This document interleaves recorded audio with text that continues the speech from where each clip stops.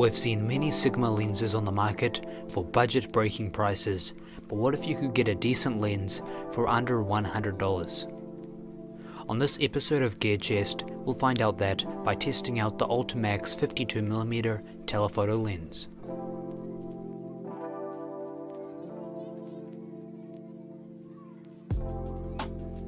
The lens comes inside the retail box with a soft carrying bag. This bag will not protect it from drops though, so if you're worried about breaking it, you may want to buy a hard case. The lens comes with a plastic front cap and a screw-on rear cap, which is quite hard to get on.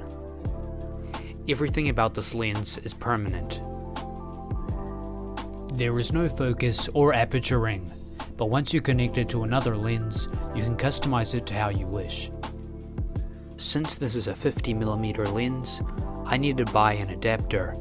This adapter will allow me to screw on the lens to my Panasonic 25 f1.7 lens. This telephoto lens is nowhere near amazing, but it's still decent. It decreases the sharpness of the image, and there is a small but noticeable amount of warping in the corners. Overall, there are a few negative aspects to this lens.